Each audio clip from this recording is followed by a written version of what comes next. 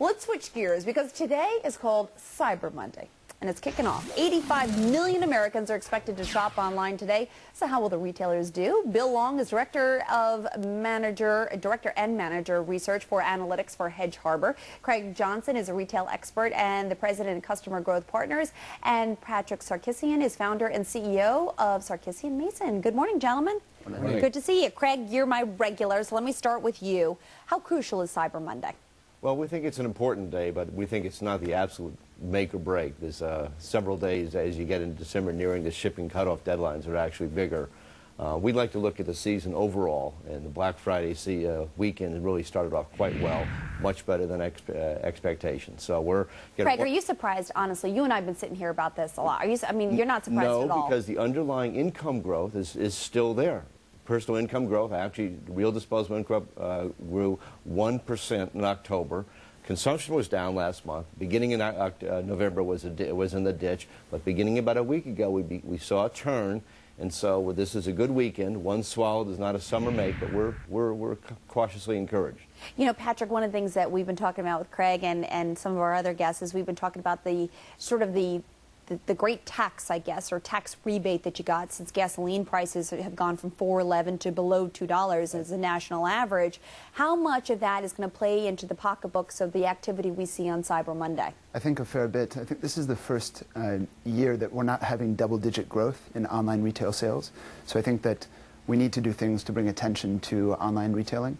I think definitely the ability to spend more helps that, but also this is really Cyber December, not just Cyber Monday that we're looking at. And I think that it's, as to Craig's point, it's from now until the 23rd. Things like free shipping, companies like Zappos who are upping it from free shipping to free overnight shipping. Yeah. It's all sort of taking shape right now. You know, it's interesting, Bill, because initially I would have thought, I'm not really sure I want to go to the internet because it's going to be costly. And when I order things over the internet, I got this shipping price, I got that tax. I don't know, it always seems so expensive.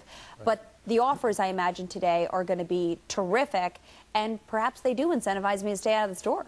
Well, I think you're seeing that a lot. You're seeing these incredible deals. You've been seeing them for a couple of days, and the shipping is one factor. I think the store retailers will sort of have to follow suit with the great deals and to try to keep up with the cyber malls and the online stores.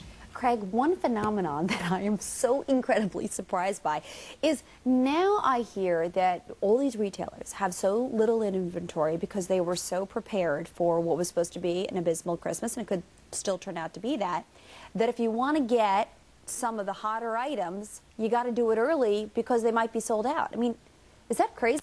Well, some items are very hard to find. You go to the Nintendo Wii Fit is very hard to find. Elmo Live for the younger kids can be difficult, but apparel, there's plenty of apparel out there, particularly in the higher ranges, because the luxury, the upscale marketers, the retailers have been hurting. But the electronics are clearly out there right now.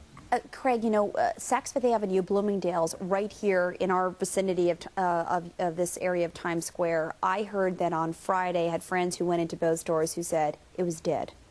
Well, I was in Bloomingdale's and Saks also on Friday, and it wasn't dead, but I mean, it was not, comparatively speaking, relatively, right? It was slowish. Where all the retailer, the luxury buyers are all going to the outlet malls. I was in Woodbury Commons, where you can get the off Fifth Saks and you get the Neiman Marcus last call, totally packed. Not just on the classic midnight, Thursday night, the Black Friday morning.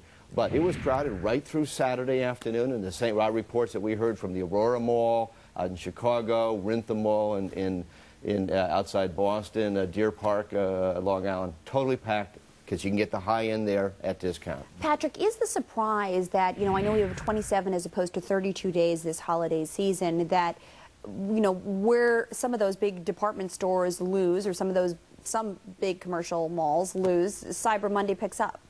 Definitely. I mean, not just Cyber Monday. I should just say cyber sales in general. Right. I think to the earlier point, we have an extended period of time to shop, and up until the 23rd, the idea of getting it on the 24th very easily is tantamount. But also, if you look at the high-end sort of sector, and you look at a site like Gilt.com, which every day has sales at noon, and they sort of have this community of people that they organize and they send an email to and get them in. Gilt? Gilt, G-I-L-T. This is a $500 million company in France that has opened up in the U.S. as well, and they represent a lot of the high-end retailers. the ability to sort of, or the high-end brands, to go in and buy every day at this certain time, this sort of conforming behavior towards this noon shopping pattern. And I think that people are getting into more of a rhythm, whereas before it was just sort of random and all over the place. Okay, so Bill, when do we get results for today's performance? And then how much can we read into what happened today as opposed to what will continue as a trend through the holiday season? We'll probably get results overall, sometime after the end of this month. I don't think we can read too much into any one day. As you had on your graphic earlier, you had some stores were up, some stores were down, and it'll be a while before the data come in and see what the consumer is really doing. We've had pretty weak consumer spending so far, and I'd hate to be sort of the down note, but I think it's going to be hard for consumers to maintain their spending past the Christmas season, which I think is what we have to sort of look at. Yeah, Craig, when do I go shopping? Do I wait until, do I just get a couple things for the kids and I wait to shop for my family members until like after the holiday or give them a gift certificate? Well, December 26th is actually one of the biggest shopping days of the year. That'll be one of the top 3 or 4 days. Yeah. But if you want to get something for the kids, you better get it. Better get it quickly. I talked to the Toys R Us CEO. He's like, Alexis, if you want Elmo Live, you better come in next week. You got to get it. Wow. Can't believe it. All right, Patrick, Craig, and Bill, thank you so much. Thank you.